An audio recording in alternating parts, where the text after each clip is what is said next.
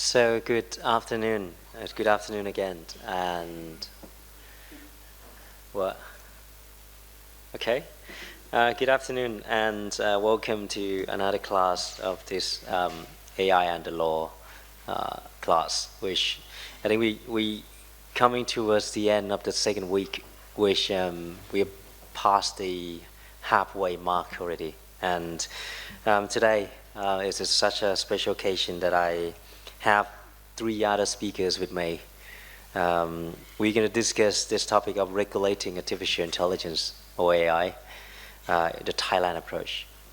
Okay, just a little bit of background, and also to put you guys in perspective as well.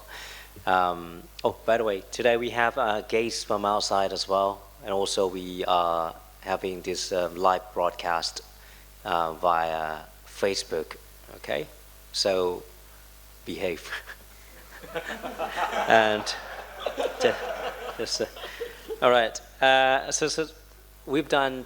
We've sort of studied, and this is the ALBEL class, the undergrad of law experiential learning, which is specialized in business and technology law at here Faculty of Chulalongkorn University, Faculty of Law Chulalongkorn University. Okay, so we've done basic ML. We've learned how artificial intelligence works.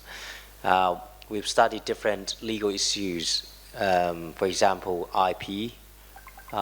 We've studied PDPA, personal data protection law. We studied competition law.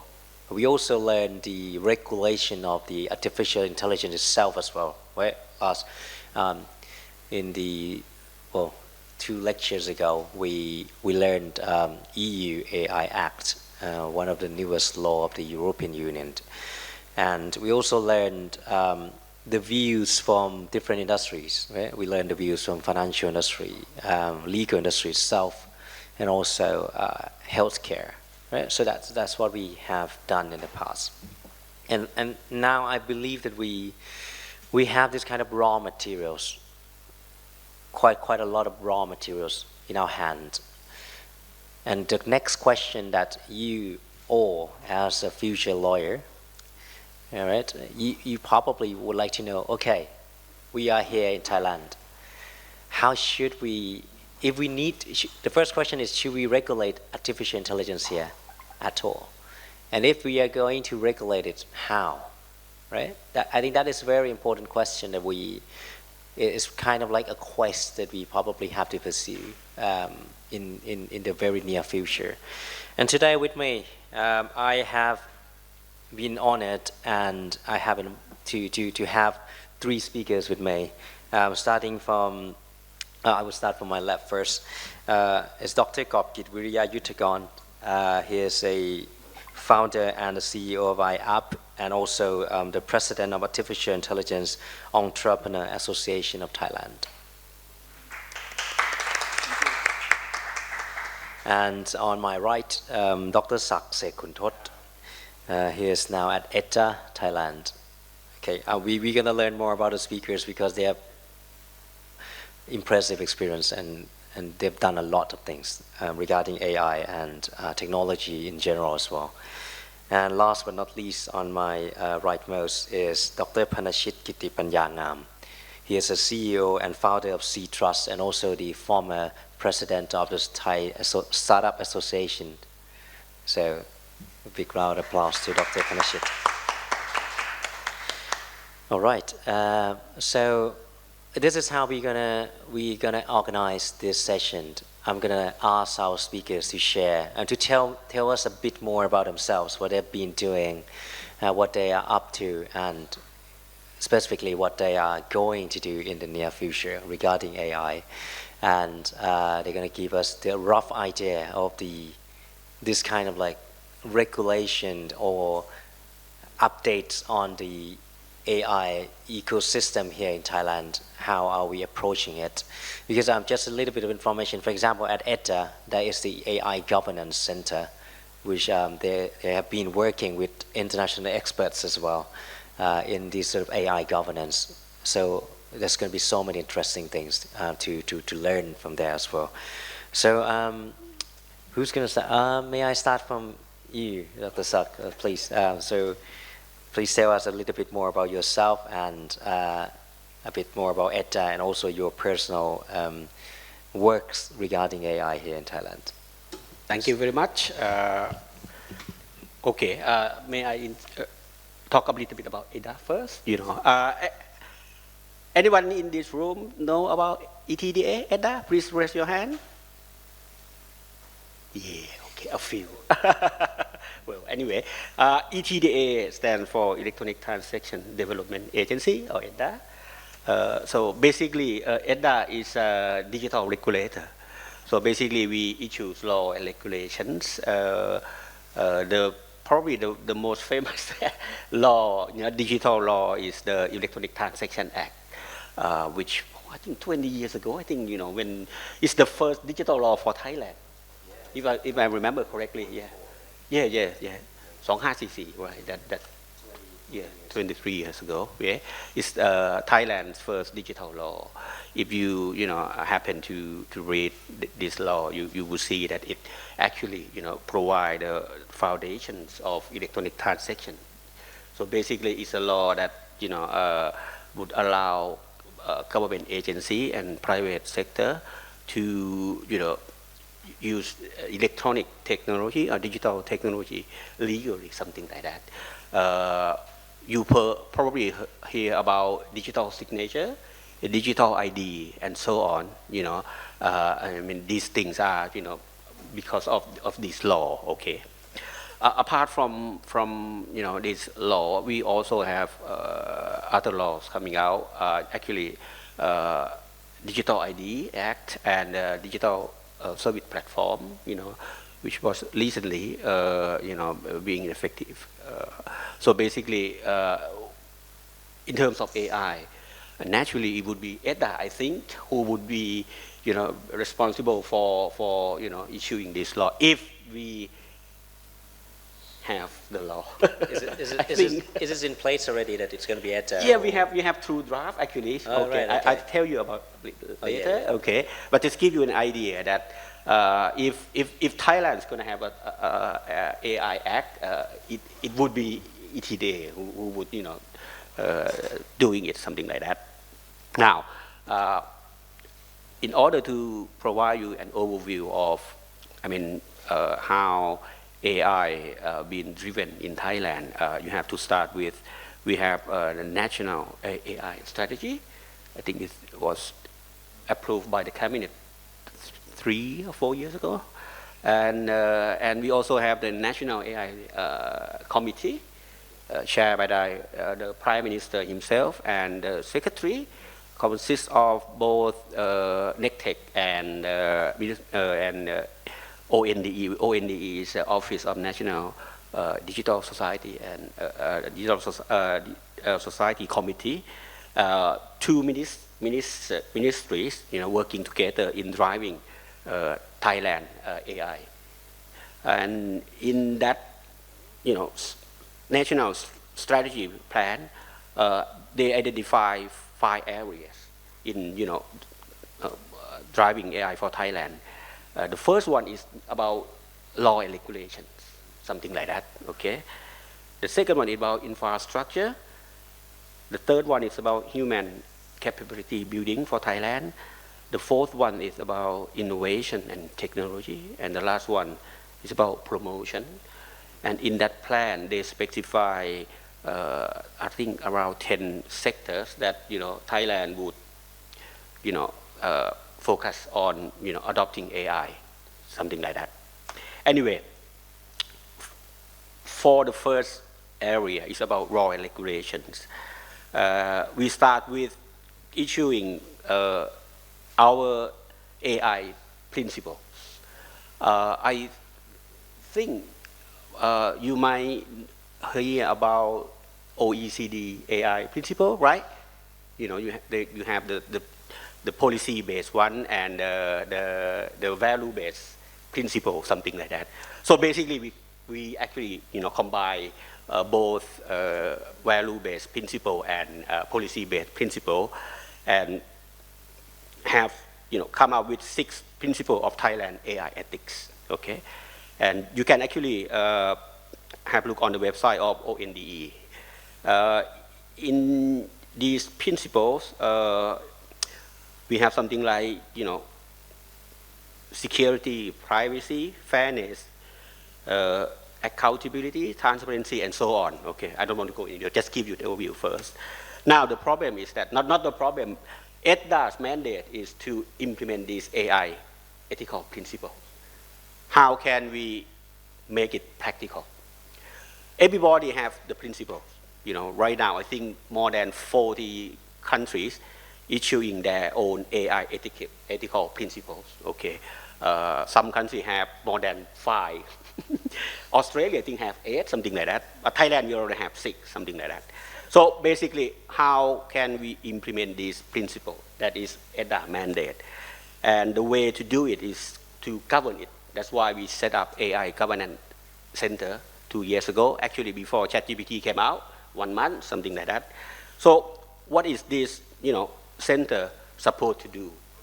Well, basically we need to do research and development on, guidelines, recommendation, and so on, so that we have tools for everybody in Thailand to use in order to adopt AI, while we still haven't have law, something like that. So basically this center would research, work with experts and come out with regulation and not so recommendation, guideline, and so on, something like that. Last year we issued AI governance framework recommendation for organizations. So it means that everybody, in every organization, if they would like to adopt AI, they can use this guideline, for planning and so on, something like that. And this guideline is actually based on the 6 principles of Thailand AI ethics, something like that. Okay, so that is what ETDA is doing right now. Okay, now in terms of regulations, that is also another mission in terms of whether Thailand should have AI Act or not, something like that. And we actually have 2 drafts of AI regulations. The first one was done by ONDE. The second one was done by ETDA.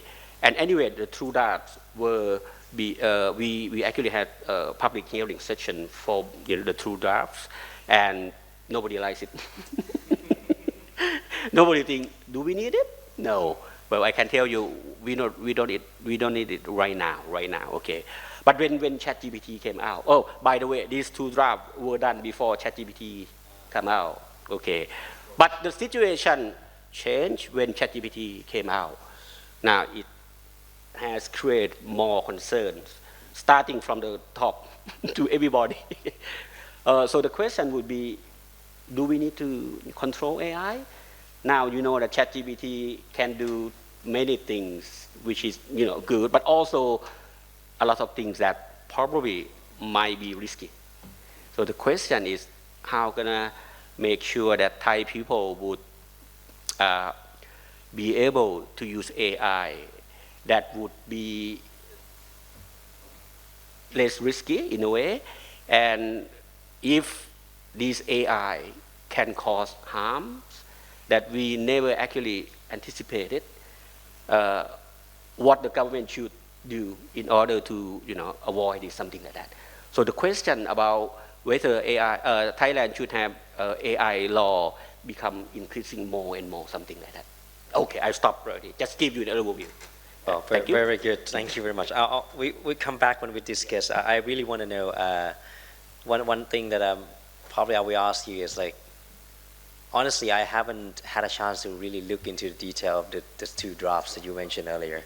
But I would imagine that, the rise of this, even the EU AI Act, have a huge amendment to have another chapter on the general purpose AI to respond to the rise of generative AI as well.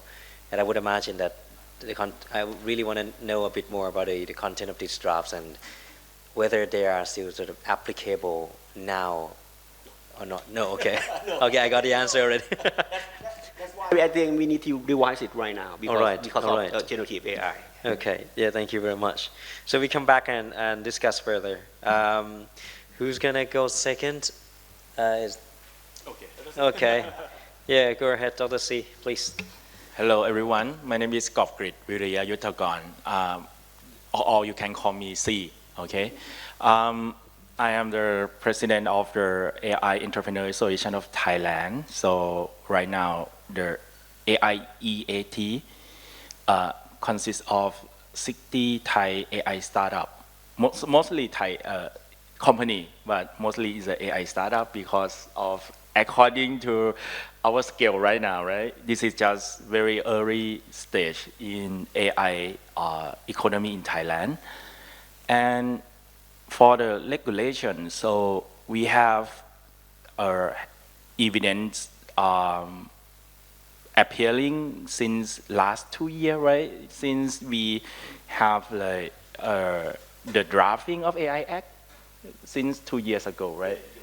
Yes, yes, and this is very new for us, right? And so accordingly, as I am the business or the startup part, right? So I have the foundation of belief that trying to regulate it is not good timing for us because if we still in a very early stage, right? And if the still we are very far behind from the US and China in terms of AI development, but we are going to, but both of those countries still not have any AI regulation yet. And if we are still like in following internal development with them, so if we release the regulation before them, so it's gonna be like stagnate our own AI development. So this is my like general opinion on the AI regulation in Thailand right now, and that is the our general idea for me. Yeah. Very nice, thank you. I think one thing that I want to discuss with all of you is this kind of like trade-off between regulation and innovation, because this it's not that straightforward, right? In certain circumstances, regulation can also sort of boost innovation as well, but also there are so much evidence of the contrary, which regulation sort of hinders innovation as well. So let's come back to that later. But next, Dr. Kong, please. Hi, everyone. I'm Gong Panachit. I'm running a company called Ztrus. What Ztrus did is we built AI to act like accountants. This means we read invoice documents, we read accounting documents, we make decisions, and then we automate the workflow into the ERP system, and we bypass the human works. So actually, we try to improve the productivities for our company and bring up the governance with a lower cost. Because once you get the data from the accounting documents into your into your ERP, you will get the data very quickly and very complete. That one can bring governance back to your organization. But in other sides, there are some people who have to go to do other works rather than in this workflow. And is that more than half of them have done something else in the company. So that's the first time, I think 2 years ago, I noticed this. And then I graduated PhD in AI. I do face modeling in 2006, wow, long time ago. Yeah, 2006. And then I have been working on the AI since bachelor degrees many years ago. Yeah, I'm graduate from Chulalongkorn University, and then actually AI is coming to our life many years ago. And then today I'm also asking myself, am I making monster, or if you see the impact that we have made to seriously made to the business. But somehow, luckily, not only us, many of companies like me all around the world also doing the same things. So actually, I can tell that whether it's me or someone else from other country come to do that jobs for you. So that's why I make decision that, okay, first of all, luckily that I'm so a Thai company. So if it's me who do it first, somehow I still have some chance to think, to change something or do something for better good for us, rather than someone else from other countries coming to do this job and then no one cares, but they care only about capital, right? So this is my job. So actually I'm a killer of accountants in the workflow. This is my job. And I used to be the president of Thailand tech startup. Yeah, and then personally, I'm quite interested in rule of laws. So I quite into the thinking of how do we see the laws from the perspective of the science and technology. And with that one, I think that could bring up better views of the regulations rather than, I think it's not about should we regulate or should not regulate. But my perspective is maybe we have to ask ourselves first that why do we need that? Why do we need regulations and why do we need AI? Right. If you don't need AI, right, so you don't need to regulate it. But if you want to regulate it and someone think about regulate it, that means you need it into the society. Right. I think if we're starting from, actually because I'm from private sector. I'm from private sector. If I choose not to be regulated, right? Yeah, it's always like this. Actually, I used to work with him, and then I used to in the hat of like a government officers. When you're a government officer, you always like, I have to regulate everything. Because it's about, because when you are governance, when you're in the governments, the thing is you have to maintain the order. But you are the private sectors, you need something to work with capitals.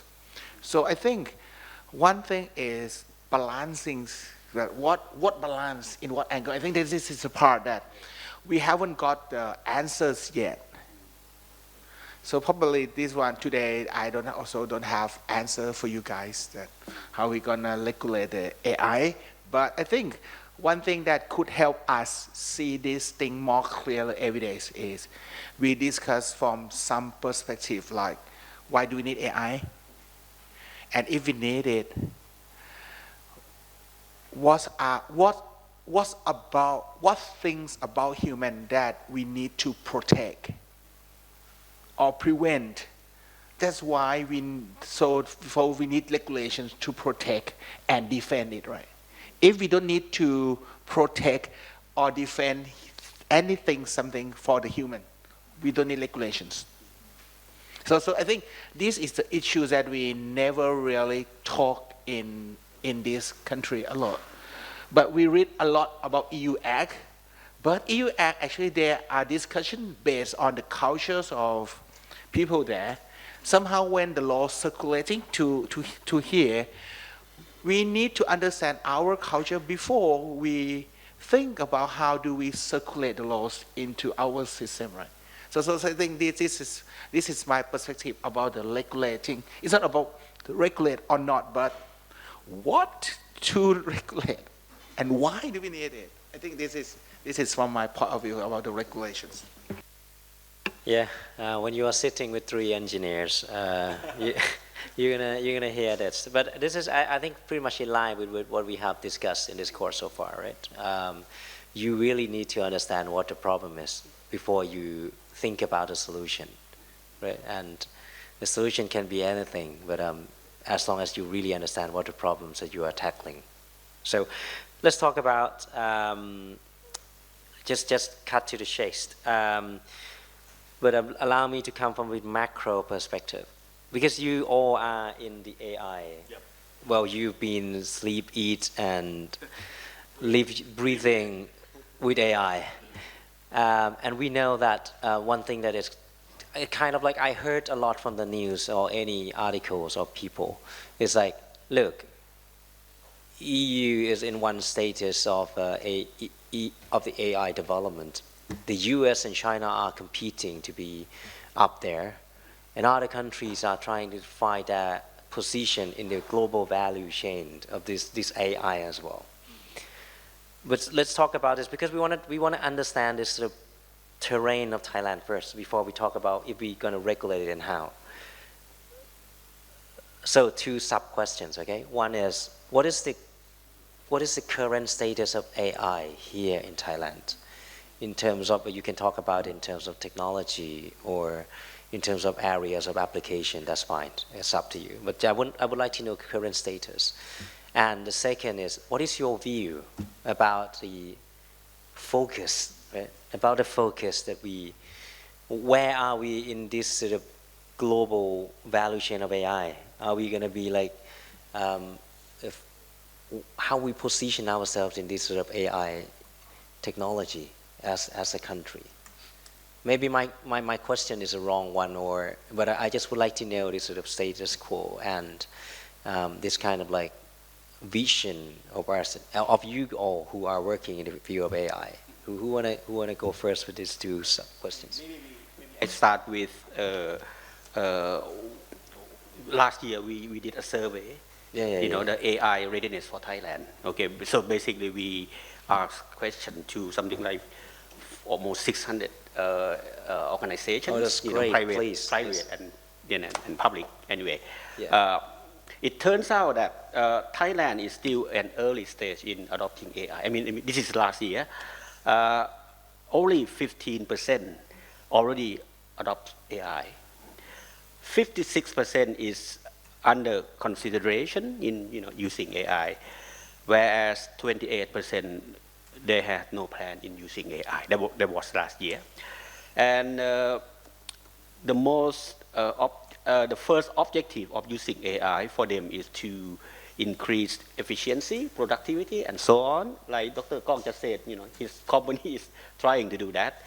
40% is using for their own, back office application and so on, and 36% is about, try to increase their revenue or something like that. That's the result.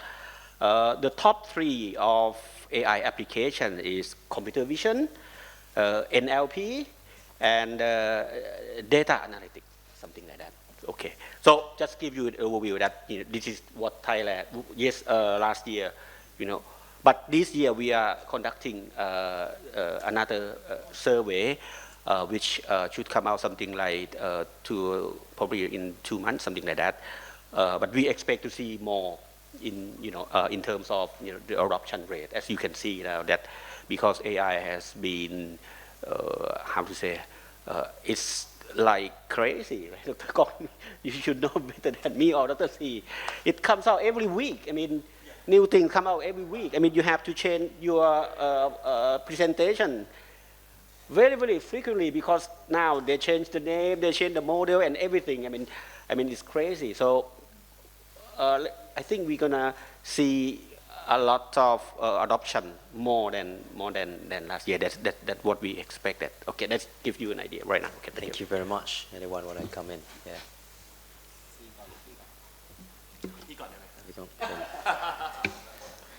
Okay. Actually, I think Dr. Kobkrit will have something official because he's a president of AI Entrepreneur Association. So what I'm going to say, that's not quite official, but it's my perspective. So it's in my opinion now. I would like you to reimagine. Let me check your age. Okay. Don't change. I mean, I don't want to make sure that you old or not, but I just want to make sure that can you imagine the life before iPhone and after iPhone? You can make that, right? You don't like born with an iPhone native, right? You're not yet an iPhone native, okay? Imagine that what have changed between life before iPhone and after iPhone. During that time when the iPhones come up, there were not many apps on them yet, right? And people create apps a lot. And people who create apps a lot during that time they were like corporates, big corporates. And there were some startups, some developers create many apps on iPhones. The reason that they create apps on that iPhone because they have to capture the values, capture the demands, capture the user, right? That's why we have Facebook, Twitter, YouTube, because iPhone has changed something in fundamental of infrastructure. And people around the world build something valuable on top to capture the demands and create new demands in the world, which is the digital demands. And that changed everything, right? So that's why we call digital economies, we call digital transformation. Actually, it's not just change from paper to digital, but they change the way we capture demand and answering the demand. Okay. For example, before iPhones, it's quite difficult for you to watch movies on the mobile screen. So you still have to watch movies from the cassette tape, CDs, DVDs, right? So you need physicals. But once digital come in, they can deliver values. That means you can watch and enjoy, entertain anywhere, anytime with that. So that part, from that start, everyone trying to create apps, create startup, create many solutions on top of smartphone platform, Android, iOS. And that's we call digital economies. Why? Because the demand changed to that part. And we have to create something to capture demand. Because if we can capture demand, we can get capitals. Right? Because we pay for something on top of that, right? So that part we call digital economies. And Thailand trying to capture that demand, that supply chain, in digital supply chain. That's why in 2014, we had Startup Thailand. But we go nowhere. And that's too late. We miss the train. We don't have any big guys who can capture regional money. We have no guys who can capture money from outside Thailand in digital supply chain. If you know, please name it. I don't see it. Even corporate itself cannot capture digital demand. I don't mean that our corporates cannot capture outside demand. They can capture outside demand, but not digital. Why? Because we good at create tangible asset and get money from tangible asset. Only one intangible asset in Thailand that we are good is branding. We are not good at create technological intangible asset and get money from it. You can see, right? Because you name every corporate who get money outside of Thailand. Most of them, they sell tangible goods. Somehow, probably they would have some technology inside, but it's not the core technologies. Or you can see from the stock exchange of Thailand landscape, from 20 years ago to now, big guys are still big guys. But if you see in US, big guys change. This sort of comes to me that, are you saying that because it has a lot to do with we stuck with the old industries, and that has to do with the dynamic of the market in our country as well, right? I think there would be many reasons to tell that, but I think there are many reasons, and I don't want to blame anything because you cannot tell if we do this, it would. But the result now is we don't have any big money that we can capture from outside of Thailand that generating from in technological based intangible asset. That's the result that we see today from digital supply chain. So we missed the trend. Luckily, we have LLMs, who is the new iOS, new iPhone, new Android. You have many brands, OpenAI, you have like Claude, you have what the next, Gemini, we have like Llama. We have a new opportunities to create value on top, to capture the demands outside of Thailand again. This one we call AI. I would say that I would say it AI economy. There going to be some money spending around the AI outside of Thailand. Can we capture it? That's what I'm thinking. If we're talking about why do we need AI, if we said we need AI to use inside Thailand, it would be the same as digital economy, that we use authors' technology, just change to use their technology. But the money that inside Thailand are the same. We have the same size of cake. Even today is ching. Because a lot of cakes cut outside because the economics. Everyone trying to steal the economy from authors. Right. So we don't have a tool to steal money from authors outside of Thailand. Should we think the AI from this perspective before we thinking what we should regulate, right? This is the reason. This is the reason I think why I need AI in Thailand. Not because we need to use AI, but we need AI to compete and capture global or regional economy. Right. If we set the goal clearly, we will see the balance. If we see just balance from usage in Thailand, that's one part. But if we want to go further, that's another story. So this, I would say that why the status is, I think humans, our talents are capable of to do so. But as a country, as a design, are we going for that? If that's so, why people who do this, very difficult to live in this country?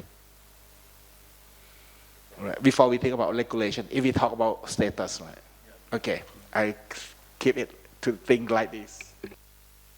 Thank you very much. I think I see from Dr. Sak and Dr. Kong, it's kind of like, I don't know, correct me if I'm wrong, but I see this kind of like from the demand side, I mean, especially from the data of ETDA, we are still catching up. Like people are, but I think we are catching up quite at an accelerating rate as well. Like people are adopting more and more. Another point that I find very interesting is, because my question was about the position of us on this sort of value chain. And it seems that we are now talking about this sort of large model, which of course require huge, like gigantic hardware and infrastructure to generate or create it. We are talking about it in the perspective like it's like infrastructure. Is that correct?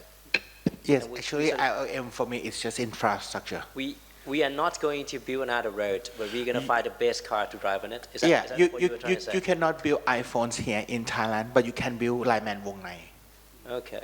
And if you can build Lineman Wong Nai who can capture in Indonesia, that would be great, right?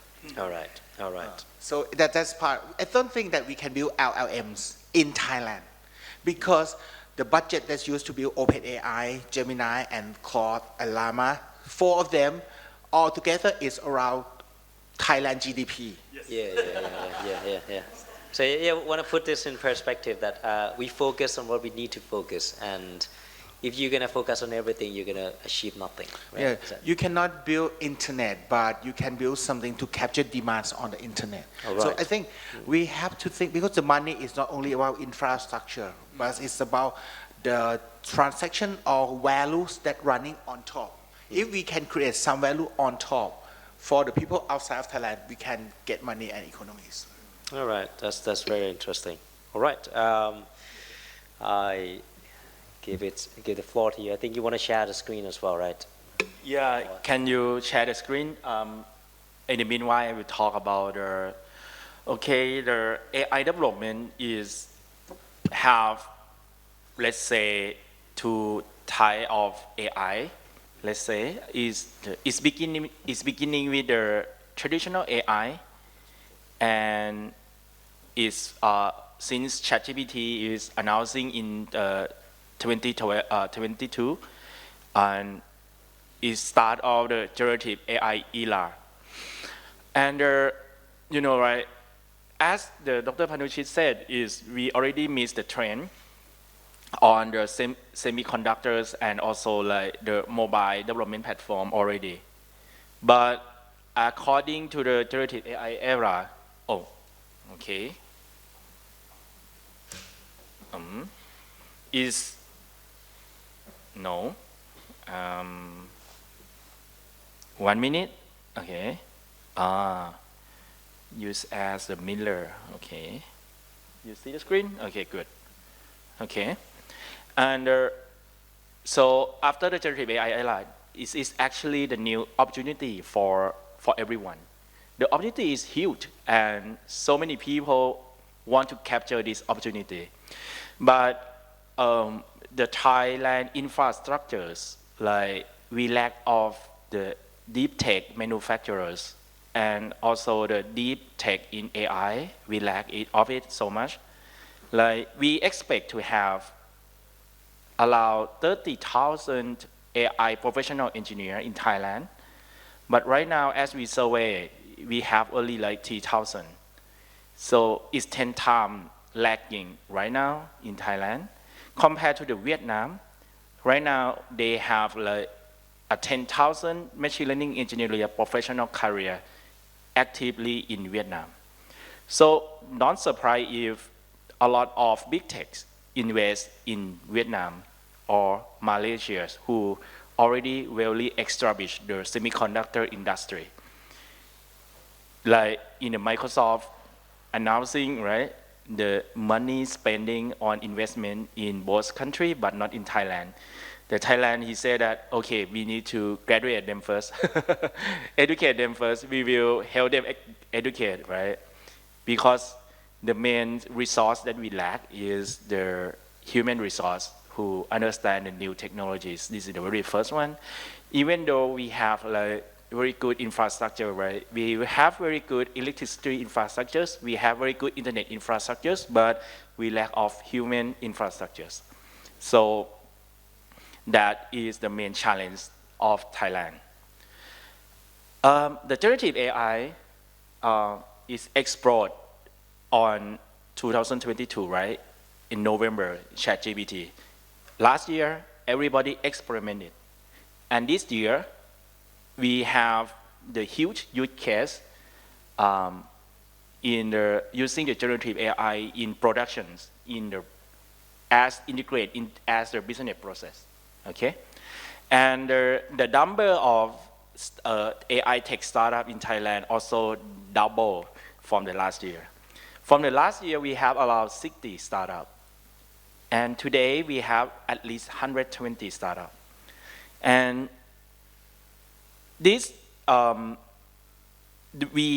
according to in this diagram, you see that even though we lack of talent, AI talent, quite severe, but we also have the AI manpower organization who also see this problem and establish themselves and trying to solve this problem together. And right now in Thailand, we have 3 AI association or club. Like the first one is on the most top left, is called AIAT, which is focusing on the AI manpowers. They are the group of the AI scientists and professors who want to educate and improve their Thai AI skill. They have a program called Super AI Engineer, and this is the 4th year already. And even though for each year, they can graduate the AI professional like 100% a year, so we still lack of like 27,000 people right now, and we are going to try to solve this problem together. And the next organization on the top left, you can see like in the blue color is called AIEAT. So we already have like 60 Thai AI startup join together to driving the AI economy in Thailand. And the last one is called AI User Club, right? So the group of AI users get together to share the knowledge. And we still lack of the AI research lab. Like compared to the Vietnam, they have 100 of them, but Thai have less than 10. And AI investment and AI is still like for the big corporate only, or is something like the corporate ventures, not like the startup level much. They mostly have the plan already in the corporate, and they're trying to invest on new company to solve their problem. Anyways, it's still good and holding like the backbone of the funding on the AI startup today. That is the state of the art, state right now in Thailand. As I can see, the domain that Thai AI startup can accomplish much is the Thai AI, local AI. Local AI is mean like the Thai language or the Thai AI culture relevant and Thai specific use case AI, which is quite survivable on this area. But for the face recognitions, like the Chinese government inject the data from their how to say the citizen database to the AI company to develop the face recognitions much faster because they have like a billion of faces and data more than others. So the vision and AI is mostly we need to use from them because they have much more data from us and got very good support from their government. And for the next questions about the state, right? Okay, I note here.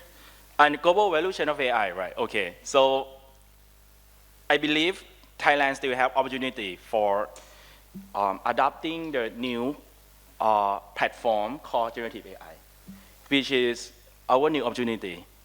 We already lose the trend, like so many trends that like the EV car, like mobile application trend platform, right? And we believe that if we can cope this trend good enough, we can have the benefit and have hope on the Thai AI economy, on the generative AI. That is our last hope, I think, for this 10 years. That is our current state. It's look not good, right? Or good?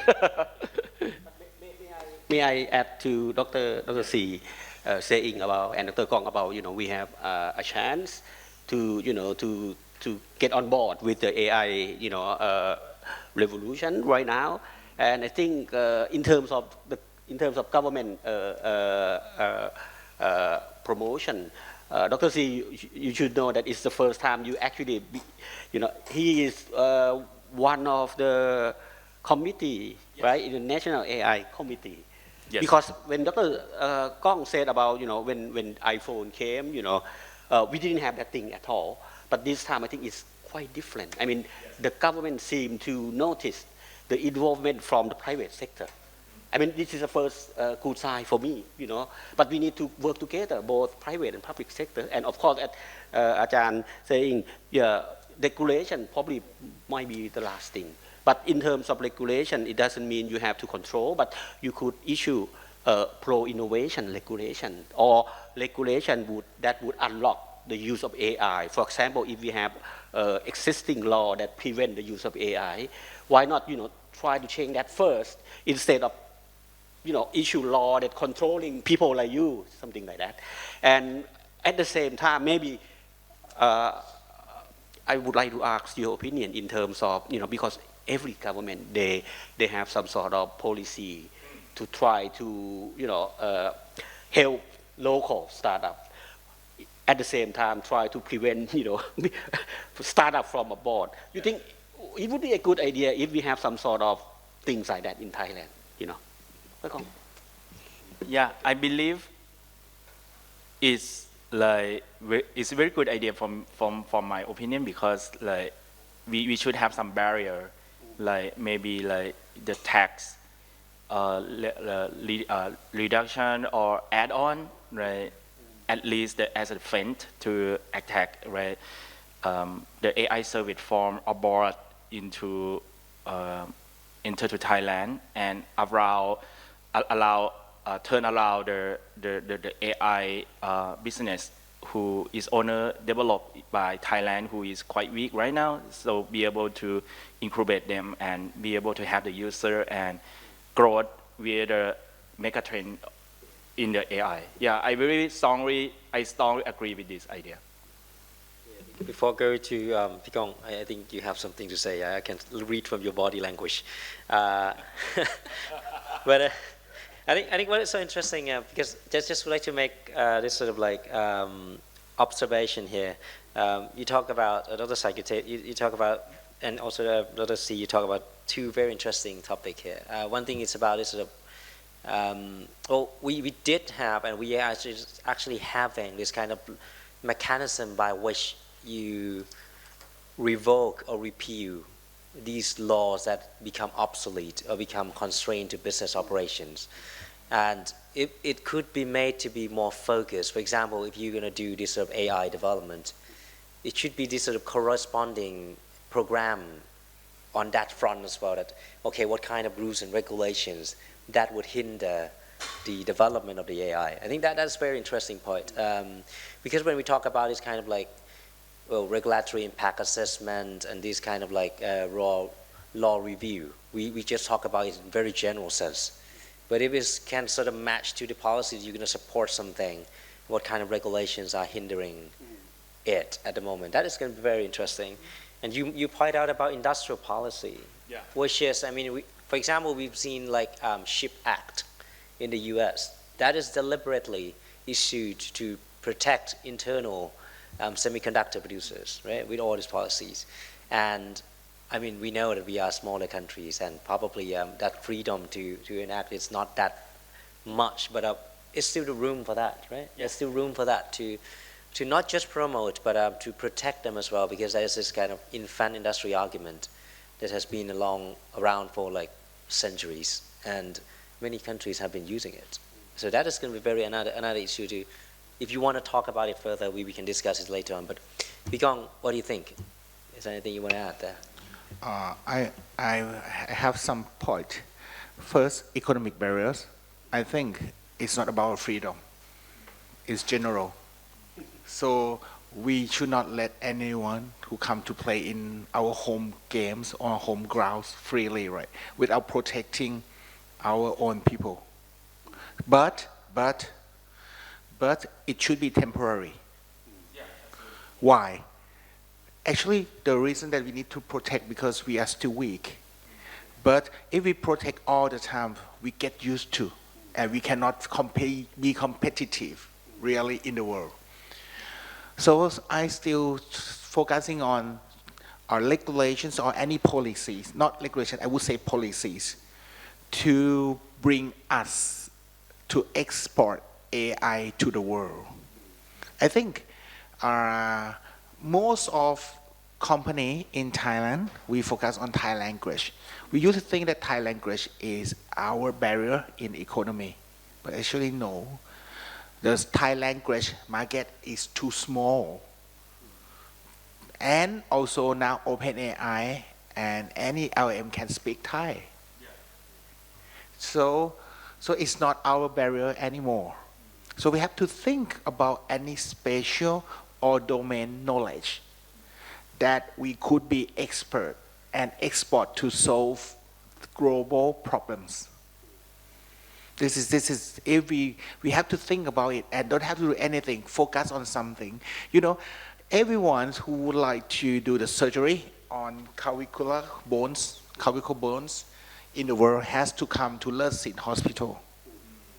Because we have doctors, surgeon doctors who is very expert there. Because we have a lot of motorcycle accident in Thailand. That's new to me. I never heard of that. Yeah. Very interesting. So actually, we can to think about any special domains or any knowledge that we can contribute back to the LLM community in the world to tell them that we are one of the domain experts to use LLM to solve this problem. This is the first thing that I think we have to think about as a country policy. The second thing is we have many AI company now. Actually, I consider a lot but who is still trying to survive in this country. How to bring them to capture demands in regional minimum. At minimum, go to regional to capture demands. Any support, any money, I don't mind whether we go alone or we go with the big corporates, but the target is we have to capture the demands outside of Thailand together with technology. Yeah, this is the two things that I think if we found out this one, we will see why do we need AI. If we know that why do we need AI, we will come back to talk about what is worth, what of human is worth to defend or protect. And that's when we come starting to talk about regulations. Sorry, one that's you can respond to that, but I sort of come up with these two keywords, and I want to sort of sort of want to explore it a little bit further. Yeah. First thing is specialization, and that is a keyword that come up to me, right? Because you have to be focused and find your specialty, and that is pretty much how you differentiate yourself from pretty much everyone else in the world. The second word is the scalability, because we know that in this kind of like technology and especially the non-tangible industries, as you said, it depends a lot on if you can reach a huge amount of people. That basically is a source of income, but it's also the source of input for your technology as well. So, can we sort of zoom in a bit? I mean, I want to ask from all of you as well. When you talk about this kind of specialty, like this clavicle, surgery, or how, probably not what it is, but how should we find it? How could we find it in terms of process? And when you talk about scalability, are we talking about global? Are we talking about some kind of like particular region, or maybe other dimensions of the scale that we are talking about? And just like a third point, a little bit, you are an expert in NLP, Okay. and you are one of those who develop a lot of Thai language NLP like models a lot of people use. Okay. And we heard the point, and we sort of see it in reality as well, that at some point these large language model developed by these sort of ginormous companies probably going to outperform us soon, or maybe have outperformed us in certain domains already. How would you adjust to that? But that we'll come to that later. But I want to talk about its specialty and scalability first. Yeah. Actually, one thing that I think I need to clarify to you as well before Dr. C said, I don't think LM will outperform human. I don't see a way now, today, as of today. I don't see LM will outperform human because it's not responsible. They are not be responsible.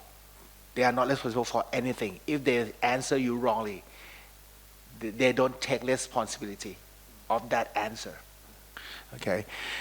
Actually, that's why I said we see LM as a baseline who do the general. But if I try to see, don't say about the data. It's not about the data now. The data is important, but actually data itself create knowledge. And now that the reason that we think the LM is smart because they answer as a knowledge rather than the data. The knowledge has 4 levels. First level is general knowledge that you and I, we talk to each other, we understand. Right. And LM can do that. But when we go to industry specific, maybe not. I may not understand when the lawyers talk to each other in your domain specific. I don't understand either. Right. At times. Yeah, like, and the next thing is proprietary. That means if you have some words inside or some culture inside your company, it's quite proprietary. And something the last one, the fourth one, right, is very expert and special inside that company. So when you see the knowledge level, general, industry, proprietary, and special, for the general and industry, maybe it's too big for us to build. But industry maybe is worth to build. For some industry like tourism, medical, probably it's worth for us to build. Or what type of medical, tourism, or retirements, or we can pick any part and then we can set that up to be our expert. So this is the way to see how to, and then we can, that's the part that could be national. I would call it pre-competitive investment. And then for the competitive investment, each startup, each company can go to fight to sell proprietary. Right, proprietary companies for expert part, we can build that up and use that to capture the demands outside. But how do we capture outside? You have to see the one who works around the world. You have to start thinking what you think today. There are always someone in the world who did that and are doing that, because everyone has democracy to capture the new technology. Right. So you Google first. Many ideas that I found, people always said, "Oh no, this is very new." It's not new. My idea is also not new. My company is also not new. There are many people all around the world doing the same thing. But doing the same thing is different from can you really capture and answer the demand. So that part, people would use design thinking process or whatsoever, come back to empathy, come back to problem defining, come back to the human works on thinking. Because people who pay money is human, and human pay money for the values, and human is a person who understands human to create that values, and we use technology to create that values. So that's why I think it's quite difficult for them to outperform in terms of the capture values. But they may be outperformed and look smart when we talk about something general. So it's quite different. So hopefully this is clarify what I'm saying and how to find. Because if you can find a way to answer the values to some people outside of Thailand, that could be a key to create something to capture that and get money from them, using the general tools like the LLM.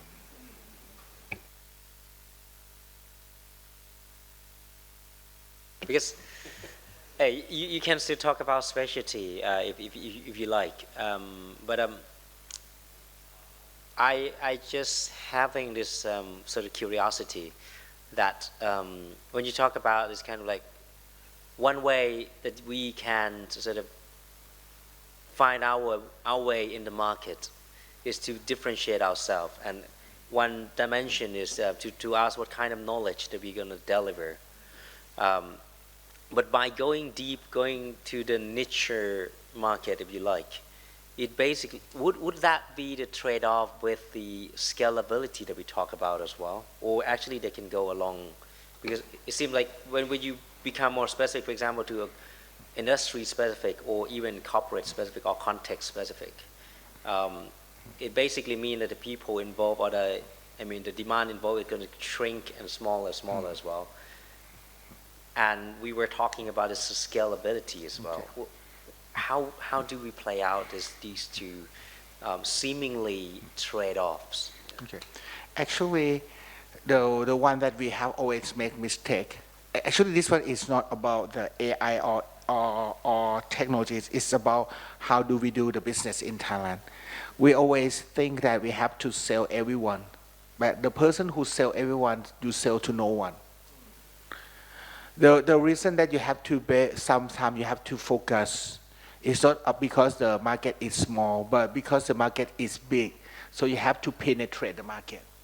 When you need to penetrate something, you need something sharp rather than something big, right? So that's why you have to focus that first. And once you can capture the demand in that product, you can start scale. Without penetration, you cannot scale. So actually demand is all over the world. There's no new demand. The demand is there, but you just need to penetrate it with a new angle before you scale. You scale with technologies. But you have to see first that demand have an opportunity to go upsell or cross-sell later on.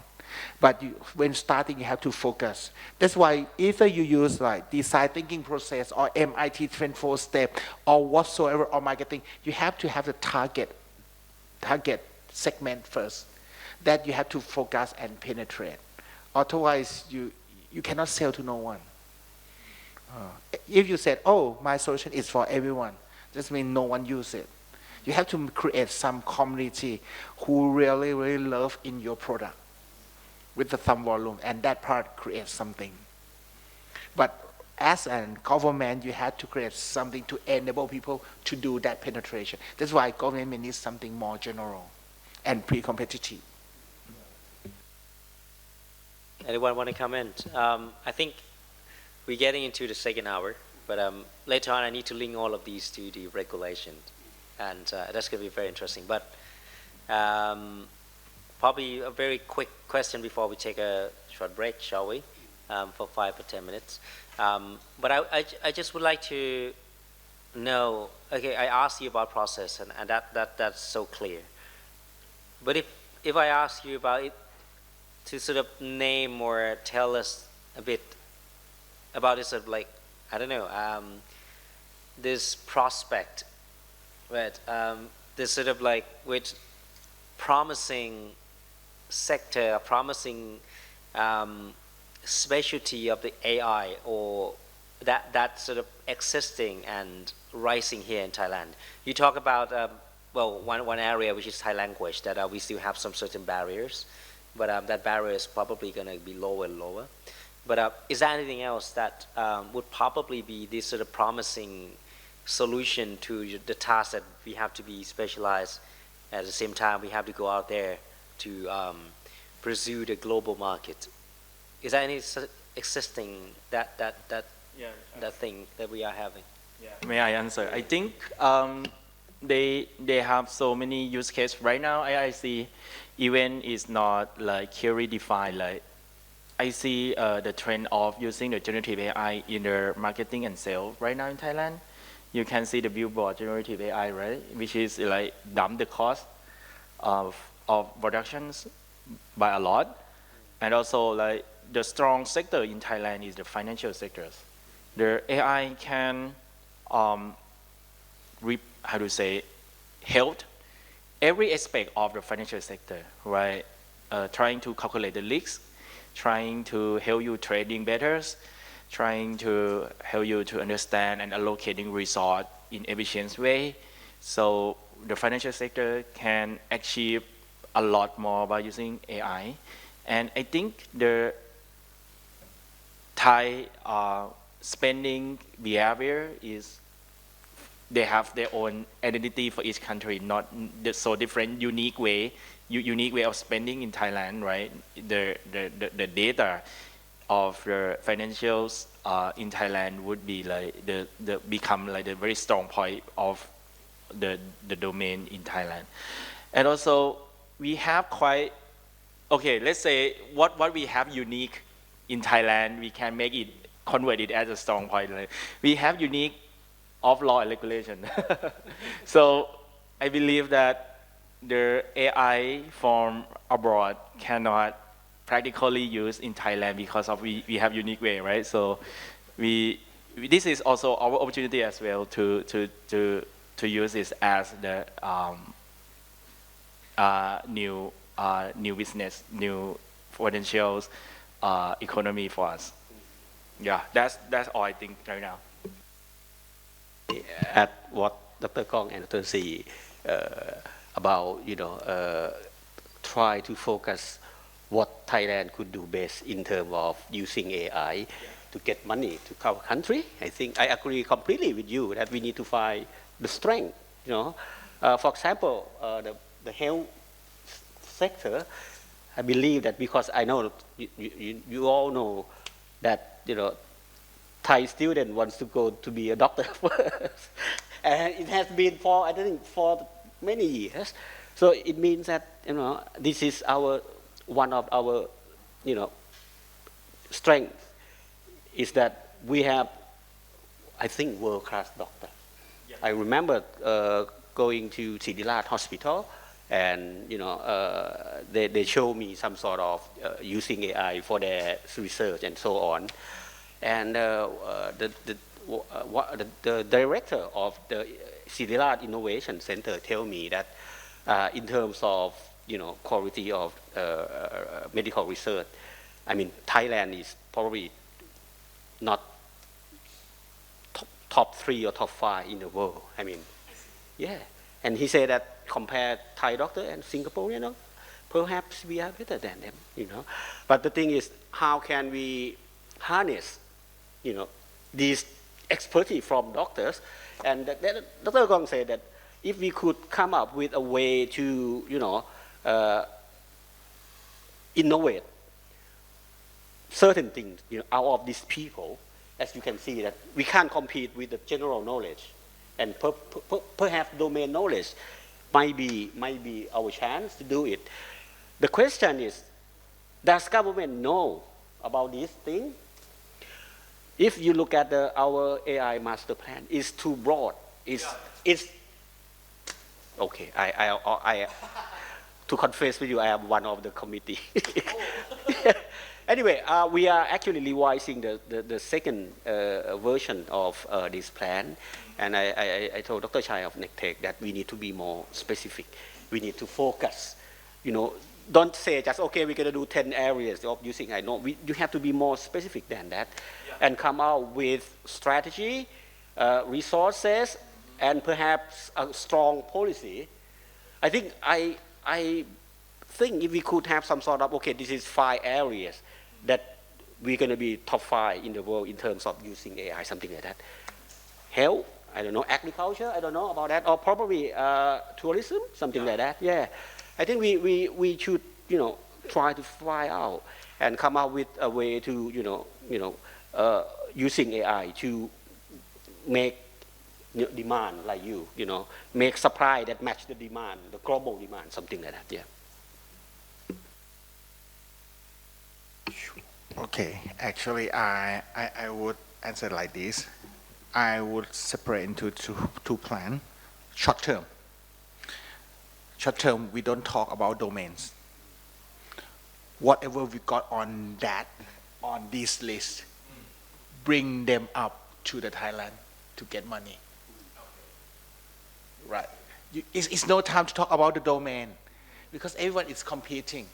Whoever on this list, bring them out of Thailand and capture demand first. Because they already captured some demand in Thailand. Just change a little bit, they can capture demand outside. Right. Because we don't talk about the domain, we talk about capture the demands. If we have some tools, some people who can capture the demands in Thailand, that means there are some chances that they could capture the demand outside. Because they know the value, right?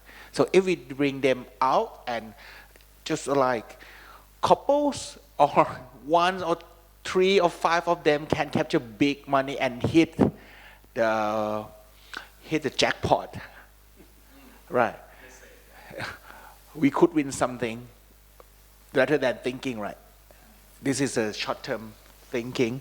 For the long term, we have to understand that AI is created by knowledge, not the data. Actually, data is a part of knowledge. For example, when they say AI is artificial intelligence because it's intelligence, right? Actually, it's intelligence because we have knowledge. For example, today is Friday. We're gonna finish around 4 o'clock, and it looks like it's gonna rain. Our knowledge know that it's gonna have a traffic jam, so we plan for something afterward, right? This is our intelligence.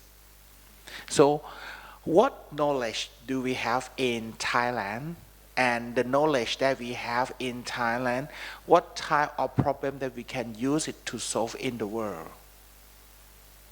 Rather than we said, should be food? Yeah, I think it should be food because we have a lot of knowledge in agriculture or food.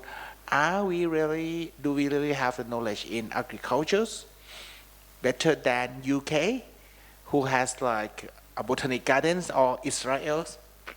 If not, which part that we are better? We can starting to do that. Knowledge about medical, which part of medical? Because we still have many doctors go to Johns Hopkins to study. Right. So we have to strategize the knowledge we have with the problems in the world, and that part could give us clearer on what we should contribute back to the LLM communities and make us an expert. But when we say about, okay, we should focus on food, we should focus on soft power, we should focus on tourism, it's too broad to make people say that, are you doing the right things now? When you go to read Singapore AI strategy, it's very precise and very clear. As an SME, once you read, you know what to do and what not to do. In Thailand, it's too broad, and then, everything is correct, right?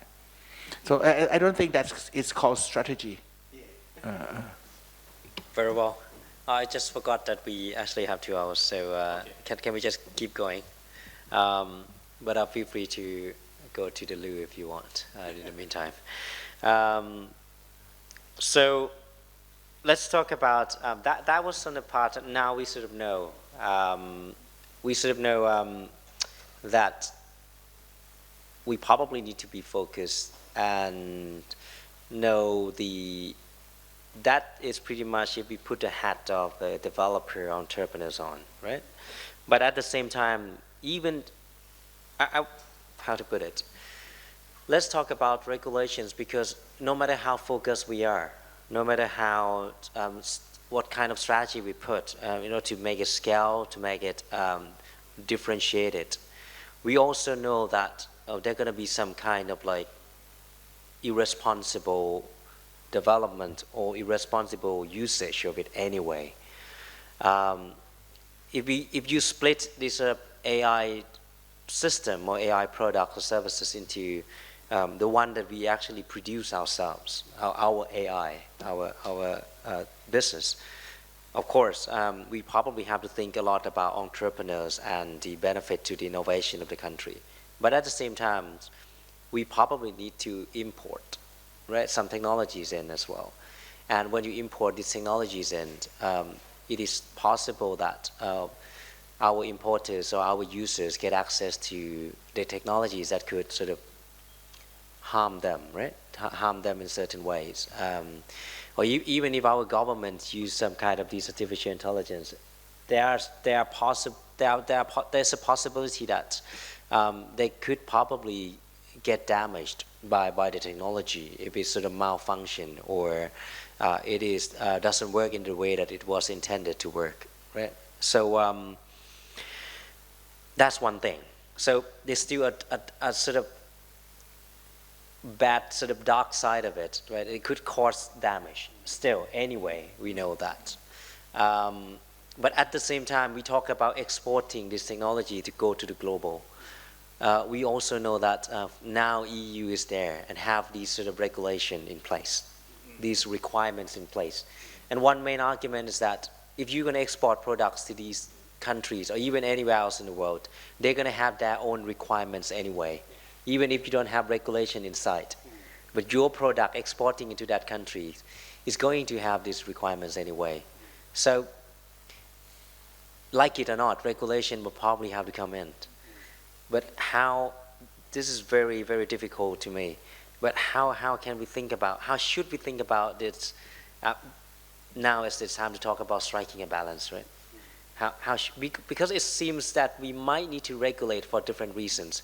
One is to protect our own citizens, and one is to probably ensure that some of our exporters will not be that bad fish that export the product, and eventually it got caught because it caused certain kind of damage out there, and that's going to affect the reputation or the trust in our products as well. So that kind of concerns, how do we strike a balance? Because it seems like we might need to regulate somehow. But the question is, and that is very difficult, how? What should we think? How should we think about that? We start as, because my agency is responsible for just what you said.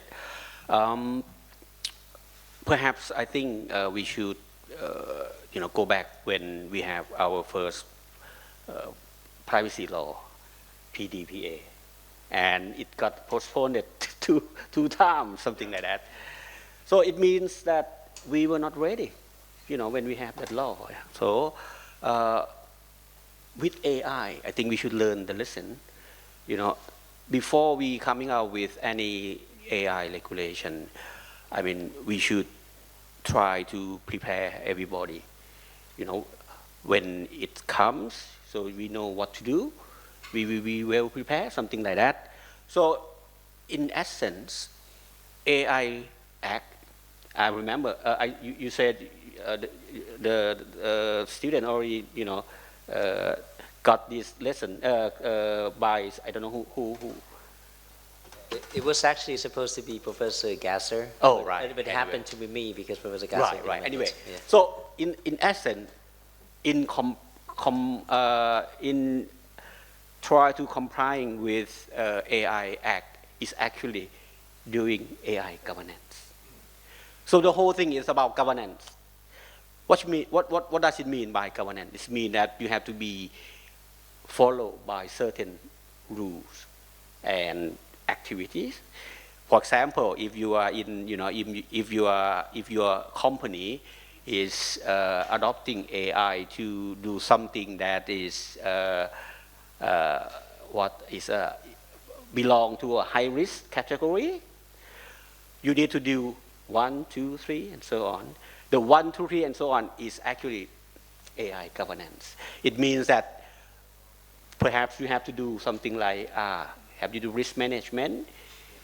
Have you already done the checking? Have you doing, trying to make sure that your algorithm is not biased? Can you tell us what kind of data you train your AI model? Remember when ChatGPT came first time, they actually published a white paper.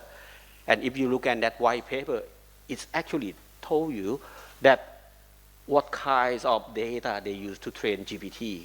But when GPT-4 came, they never show. I don't know why.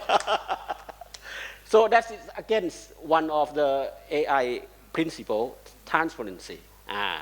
So if I would, recommend to Dr. C company, so if possible, try to be, as transparent as possible. What kind of data you use to train your AI model? You have some sort of testing against your model. Probably, if possible, publish your, finding reports. One of the things that we are doing right now in terms of measuring large language model is benchmarking. As you can see now, I think this morning, ChatGPT, OpenAI just released a new version of ChatGPT, right? And they published their white paper, and it comes with a benchmarking, result, something like that. We want to do the same with ethical aspects, something like that. So before we have law, if you start to do something like this, try to be more transparent as possible, try to be more direct to what you do, and come out with a way to, interact with your user, something like that. That is actually becoming, you are actually exercising AI governance in your organization. I'm talking about not only I'm not talking about only AI startup, but also anybody any organization who's going to adopt AI as well, something like that. If we start doing this right now, by the time AI Act become effective, I think it's 2 years, yeah. I think we will be more prepared, something like that. This is I think what we are, ETDA is trying to do. Now, in order to do that, we have to come up with some sort of recommendation, guideline, toolkits. Is it possible if we could work with private sectors. For example, I think we have right now the first IT standards that comes to my mind is the ISO 27001, the security one.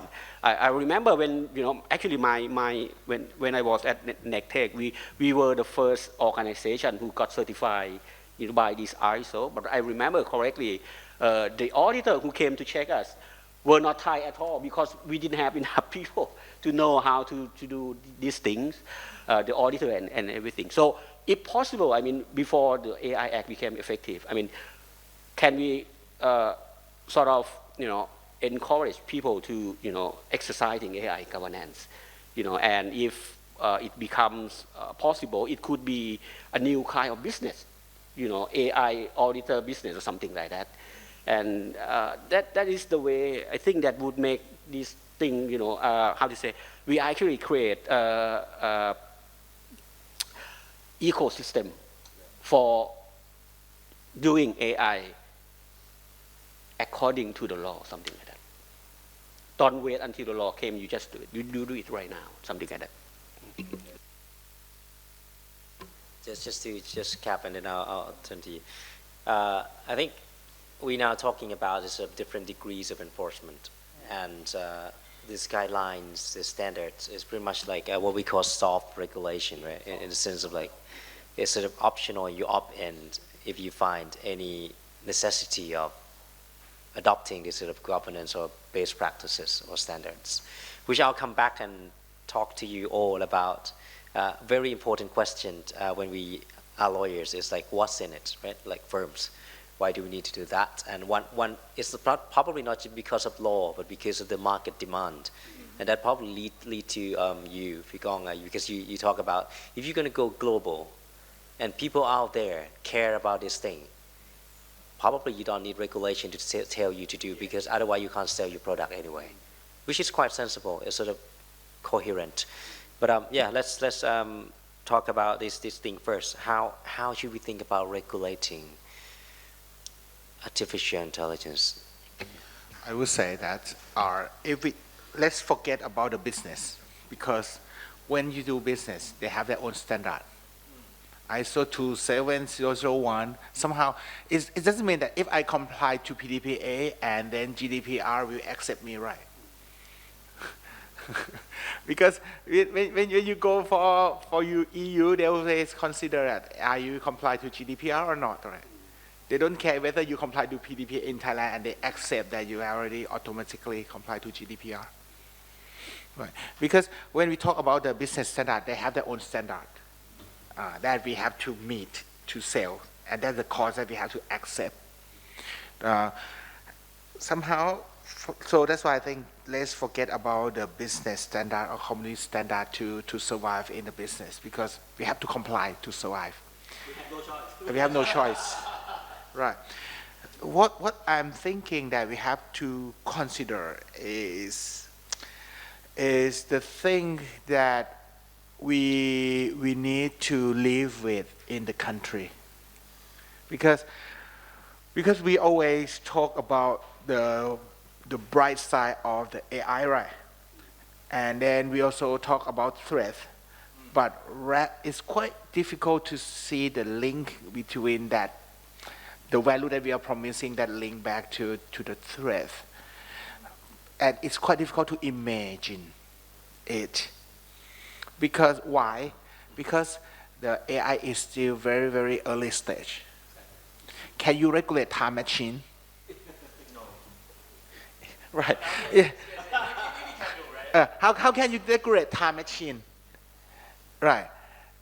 And maybe you go to the Marvel series and watch TVA, time variance authority is right. It's like this. When you talk about how could we regulate AI, it's too early. Because when you want to regulate something, you have to understand the nature of it. You have to link between the thing that they promise and the thing that they could create threat. And you try to protect something, and you come up with a thing to regulate. Okay. Somehow, AI has come into many products, in our life today, how should we protect it? I believe that half of our regulations can be applied to AI use cases with deeper discussion and understanding of the people in the legislations world. You can see the case of like our IP, intellectual property, with the generative AI.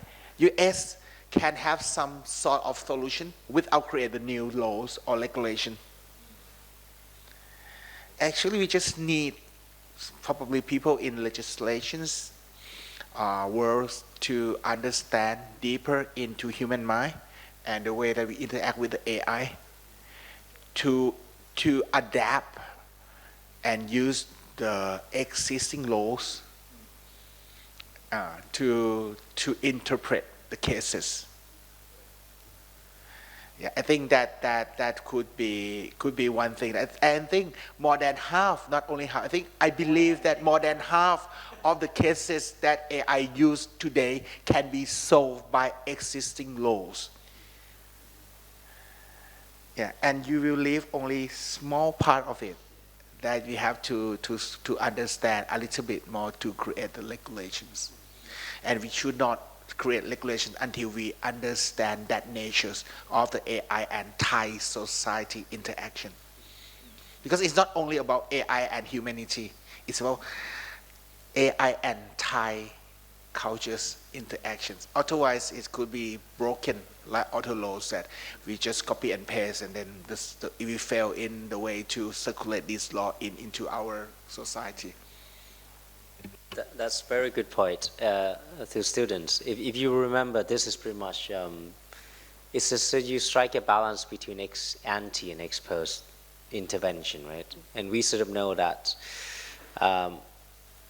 most of the times is if you don't intervene and you just let the incident occur first, and then you just like use the existing to like tort like criminal law to solve it case by case. That is usually a very cost efficient way to do that.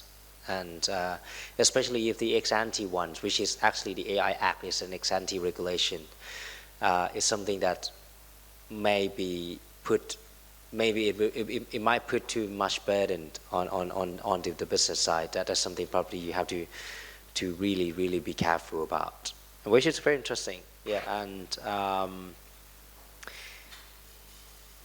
let me show you an example. yeah. How do we regulate comments in the Facebook? Anyone care to answer? How would you regulate comments in the Facebook? Content moderation.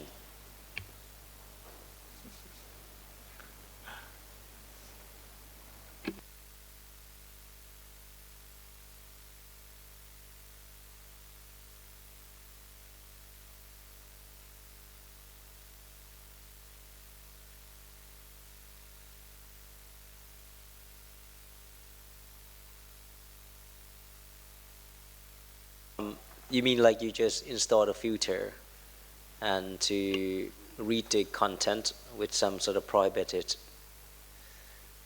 text? Okay. Maybe for certain posts like news, there would be comments. Sometimes we see that there are lots of comments, but usually most of the comments are just people tagging their friends. So it is probably a good idea to maybe implement a filter to remove, to like hide them, so that we can see the actual comments. So what's the guideline that you have to draw to improve the filter? You're right. When you need to improve the filter, you have the guideline and the way of thinking to develop that type of filter, right? So how do you draw the lines? Right. That's what law did, right? Well, I don't know a lot about coding, but I think it should be not that difficult to implement, because most of the comments that include text are just like the friend's name, which are basically hyperlinks to their Facebook profile. That means we can use any existing thinking behind our existing laws to apply to the social medias rather than create the new social media act. Right. Because somehow the way that people interact between each other, you still need amnesty thinking, principle thinking, or hate speech way, or about violence creations way of thinking to apply to this type of creation, right?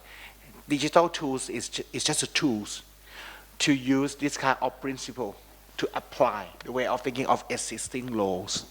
So if we come back to the AI, that's why I said that if we think that the problem that AI use can happen is under the purpose of the law that we can use existing laws, we don't need AI Act. Is it create or because the purpose of laws, right? First, you have to maintain the order.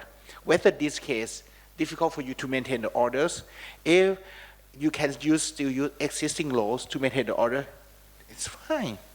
You just discuss it. Or is it setting a standard in the society?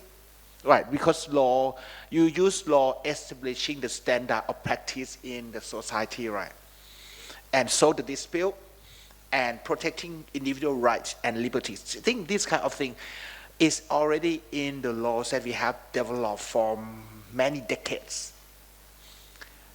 So we can use that, but the tools to get evidence, the tools to make the decision, the tool to support the way of thinking to solve.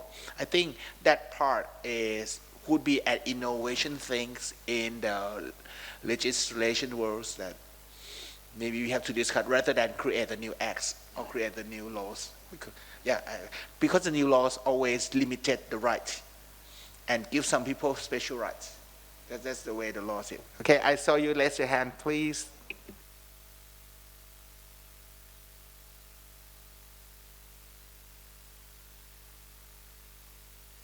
I agree that using the existing existing laws might be better than creating a new one. But wouldn't it be better to draw a line if you just making a new regulation like the AI regulation? Because you're mentioning using the existing law at the moment is good, I agree. But in the future, maybe you have to draw a more absolute line instead of just using some part of this law, some part of that law, in order to maintain the AI community. I don't know. But I think, in my opinion, just making a new act would be better in terms of drawing an absolute line, a clear line that you can't do this, you can't do that, and then that would create just a more clearer substance than just using the existing act. I think. What are your opinion? Actually, my opinion is not that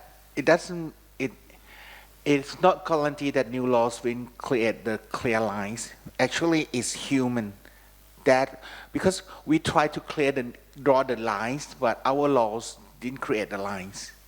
That's the problem rather than the law itself.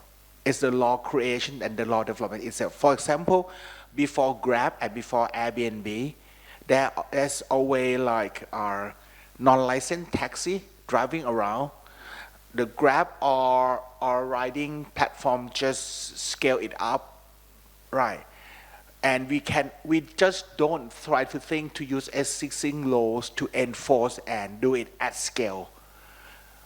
Because cases happen at scale. So normally digital technologies, this kind of thing, it just scale the gray area in the laws to create problem in this world now.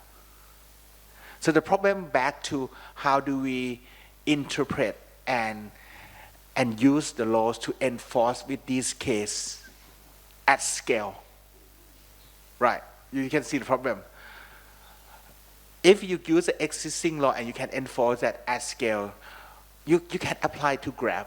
And if not, we have to come back to redefine the definition again. That means the definition that we have already written in the laws in many decades ago already obsolete. Maybe we have to redefine the definition again, see in the action again, and write again It's not only because technology, but it's already obsolete because of the society way of thinking as well. Because imagine the laws created to create some peaceful way or agree way of living from the people 100 years ago, which is quite different from us now. For example, civil courts. For example, civil courts. It's written around World War II and business has changed, but civil court has never changed. How can you adapt to the new way of business with the fundamental infrastructure of business that written like in the World War II? But existing law, but the purpose of the law is there already. We just need to update it rather than create the new one. Otherwise, we will keep create the new ones all the time, right?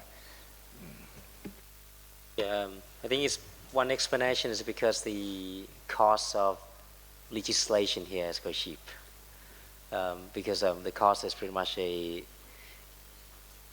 you have is an inverse function to the power of the government, right? If the government has a lot of power, you just be able to legislate law quite easily, relatively much more easily. Actually, I used to talk to the person. Which one? The name of this hall. Okay. Actually, he gave a very nice comments to me. He said the problem that we have now in Thailand is the response of regulatory. Regulatory response is very slow. Yeah. Actually, it should be slow because we need stability in the laws. Have we ever discussed which part of regulatory should be slow, which one should be fast? If we do so, we could create a new ways of update and respond of the regulatory. Right. Yeah, that's very. So just to well, actually, we are starting to get a question, but I just would like to sort of put at least my understanding.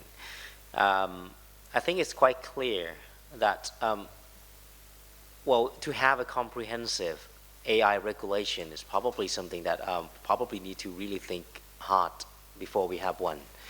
But we sort of know that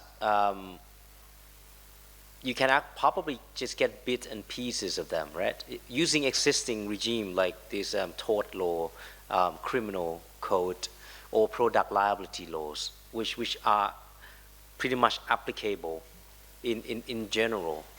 But and if there is any concern in particular that the development would affect a lot of people to the sense that if the cases would arise, it's going to be gigantic and a lot of people are going to get hurt, that probably you consider something ex ante, like, and that usually some countries, for example, Israel or some country in Europe, they just focus on particular use case, like in financial application or in healthcare and for the medical devices or for particular technology like self-driving car. And you just focus on that particular use cases.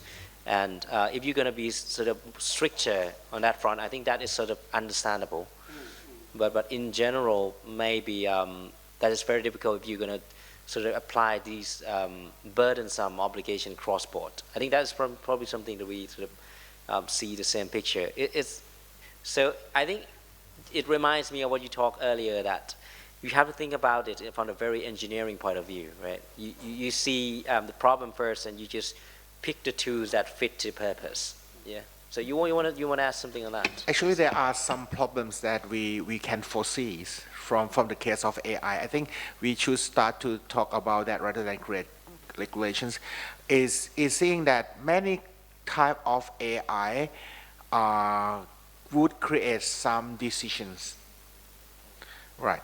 And then if we come back to the harms that could generate in general, but not yet to see how to regulate it, and we should not regulate it until we understand it, but somehow we know the impact. The most impact that I see, I think we need to discuss is if we use AI to discriminate or manipulate people from the financial perspective, from the justice perspective, from the healthcare perspective, and from the education perspective. I think this kind of thing we will need to discuss a lot.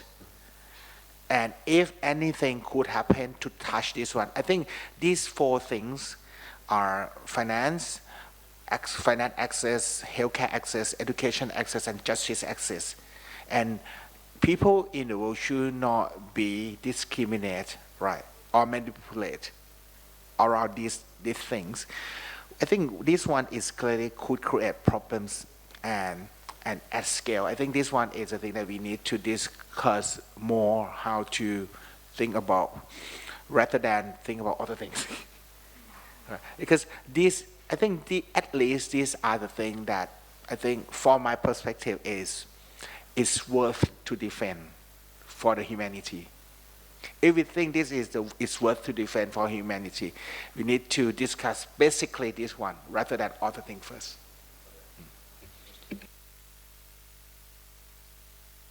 Please. Yeah. Could you please give an example of discrimination? Because right now we have no pictures in our head because we have just been introduced a new topic. Thus, we don't really know what discrimination in AI cases are. Please provide us with some examples. Okay, I think it's quite like discrimination is like, for example, in the United States, if you are the black color, right? If the AI is trained, for example, you imagine if you are like the lending AI decision algorithm, right? We gonna lend this guy the money or not, or how much suitable for them, something like credit scoring algorithm, something like that. We can add so many factors or many input into that, right? Including the income, including the gender, which is already discriminated, right? Or something like the color or ethnicity of that person, like if it's black or African, something like that.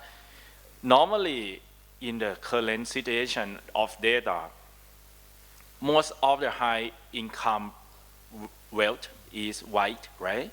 So if we add that, even though you are the black, but you are a very good person, you are very work hard, and you get very high income, or you have very good stable job, you not be able to get high lending to a white person who very lazy, who is not very bad reputation at all, something like that. Should not be happen. So this is called discrimination in the AI, and that should be concerned on how we should prevent it. So the most thing that we should do is we need to create the AI who might not be much accurate, but very fair. Consider only the input that is not non-discrimination. That is an example. Add to Dr. Sak, another good example of discrimination by AI is recruitment. Yeah. You know, they use AI to read resume and pick up the one that would be, most appropriate for a particular position. And it turns out that female, got less picked by AI, something like that.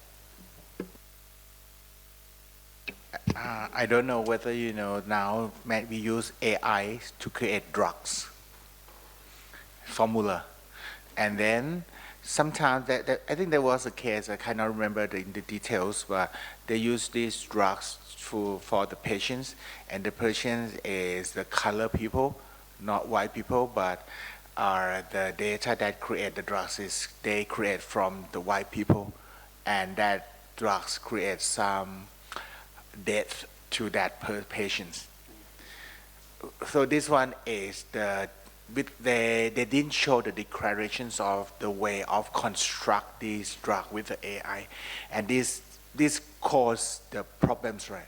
So this is why the thing that I don't know whether it's called discrimination. I think rather discrimination, but if you say because this one is built from white people only, So you cannot access to this type of drugs. So, and many drugs that create in the world sometimes cannot be used in Africa because the clinical test was not built from Africa, and Africa people has some different response to some particular substance. So this kind of thing is sometimes when you create something to solve the world with the AI, we can do it at scale. Is discriminate and create some device in all the sense all the time. So that's why I think this is the part that we have to carefully think about the way of using. Or if I use the old data, like for recruitment, I said, okay, I built the data from my employees to create a recruitment. Unfortunately, most of our employees are human, are male. So when you are female, it have a chance that you are not picked. So that's create discrimination from by the data and bias, right? So how to do that? We have to create the new data, right, and build AI again and show that our data is build this AI. Another type that I could think is fact checking. Maybe we can use any AI to crawl our data around the world and say that this is a fact. But actually, it's not about how many data you get, but it's about methodology that you use to check that fact, right?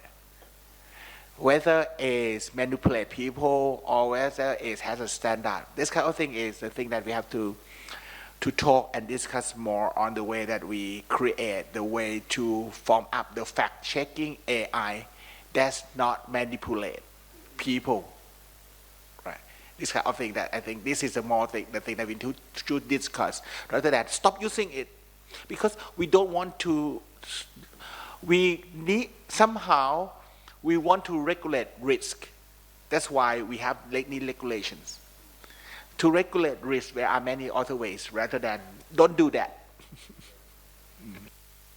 Example, if for example, one company, train AI, and never disclose what kind of data they train, compare with another one, and they, very, very transparent. For example, they say, okay, all the data that we train our model, we got, permission from the owner. I ask you, which company would you like to use their service? Of course, if go to the more, the more transparent one. We don't need law, right? So, I think just would like to wrap. It's so interesting, right? You sort of know that all technologies have their own limitations, and our role as a lawyer is to find this sort of mechanism to ensure that, well, it could be either these developers aware of the problem and try to solve it if they can, right?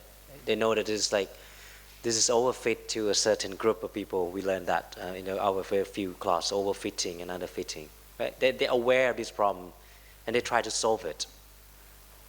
Or if they just know that this is the limits of the technology that they develop, how can we design the mechanism by which they would disclose the limitations so that the users are well aware of the limit and they are not using the technology for themselves.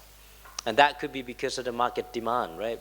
We educate the public so the public are well aware of it and don't buy the product, as Dr.Sak said, right? And or on the contrary, if you don't do that, or you find that it's too difficult to just educate the public, you impose some kind of consequences, right? So that's pretty much your job to find the balance there, because there are so many mechanisms by which you can exercise, right? But there's always trade-off there, because if you impose this sort of consequences or burdens, of course, business would have to incur costs, right? So this is pretty much these parameters for you guys as lawyers to fine-tune, right? But the very, very starting part is you need to understand it first, what's the problem is and what kind of technological limit and business limits are there, right? That's why you learn these business and technology really in depth, right? Not just the law, because law is just a tool. and you won't be able to use them without understanding the problems. Okay? I think I would like to actually emphasize what Dr. Peerapat just said.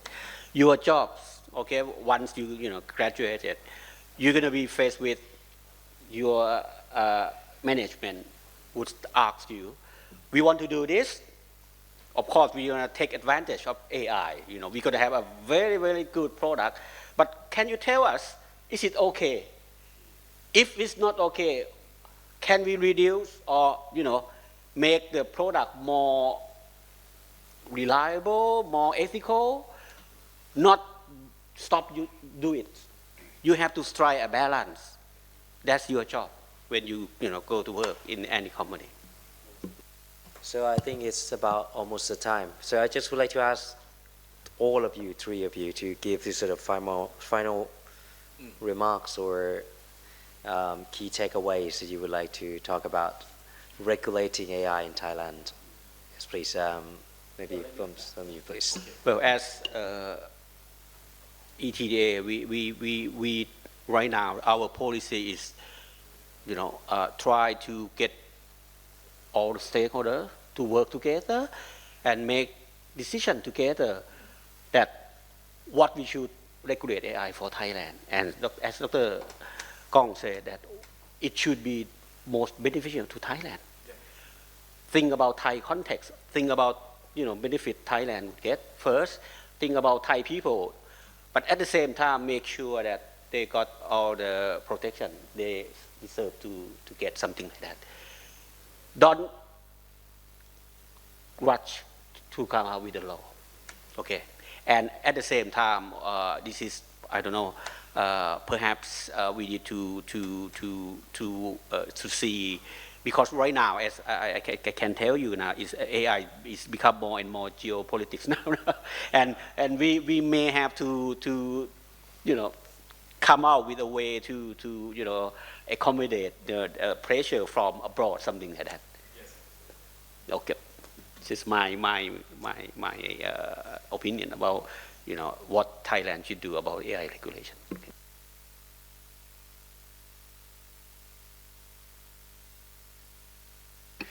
Actually, I think from my point of view, as I mentioned, right, most of AI problem use cases now can be solved by existing laws.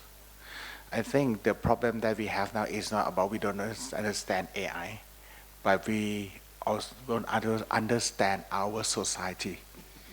And we don't know how to use our existing law to solve the dispute and create standard, create the orders that we are accept and happily to live with each other in this country. You can see from any cases that happen in this country. We see law from a very different perspective. We don't see the law that is the tools to use to live together. It's not what we agree. So we don't have the way of seeing that this is the country, this is the culture that we want to live with each other. You can see from the many red, yellows, right, and then orange and turn to be blue and turn to be red again in this country. And then we don't talk about laws or don't talk about of anything, right? We don't talk about the society, that community standard that we would like to live with each other. And can the laws solve the dispute? Right. That could create a problem at scale when AI come. Like we don't have the way to solve the dispute of the unlicensed taxi and unlicensed hotel. When Airbnb and Grab comes, that creates problem. And we're gonna have the problem more because AI is gonna scale this problem deeper and bigger. So it's not a problem of AI, it's a problem of our law enforcement and law usage itself, that we don't have the clear way of thinking to use it. That the thing that AI will create problems, not AI itself. Okay, my key takeaway is like the regularity of any subject of a country, right, of any country. So it should think of the suitable situation and the culture of that country. So the AI development in Thailand is still very infant. Over-regulation caused them drawback and non-development in Thai economy. And the second is, in fact, they have two ways to regulate things, right?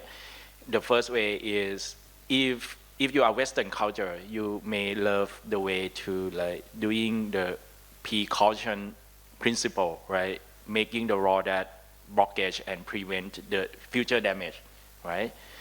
But that damage is still not yet happening nowadays, right? This is let's say it's a cautionary principle that is the law that, okay, we see in the near future we have some bad thing might gonna happen, so we write the law immediately and block that event happening right now. But I don't think this style of the law enforcement is the regulation is not matched in Thailand. I think the Thai with the Asian style and something like and the Eastern Asian style. So I believe we should do something like, if they have a problem occur, so we start prioritize and start writing the law and regulate it. So let the problem happen first, and then we regulate it. I think this is more suitable and did not blockage the development of AI in Thailand.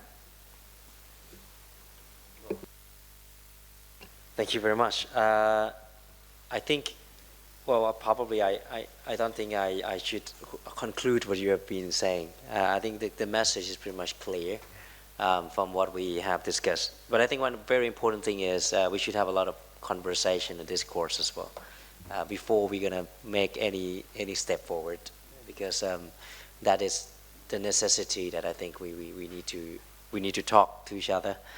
And one very interesting that I learned, at least to myself, is you don't normally, as I said in our previous classes, you don't regulate technologies, you regulate activities. And that actually go to what Pikong said. When you don't see the problem, doesn't mean that the problem doesn't exist. And at times technology just exacerbate or magnify the problem itself. And we just believe that if we try to deal with the technology or the magnifier, the problem would disappear. But not actually, it's just because it's still there. The ability to really investigate and get into the root of the problem is really important. And that, again, is one of the skills that you guys as the lawyer really need to acquire in the near future. So thank you very much. I think we probably leave this room with more questions rather than concrete answers. But that is great, because everything starts with good questions and you're going to find the right answer from there. Well, thank you very much to our guest speakers of today, and to all the audience. Thank you very much.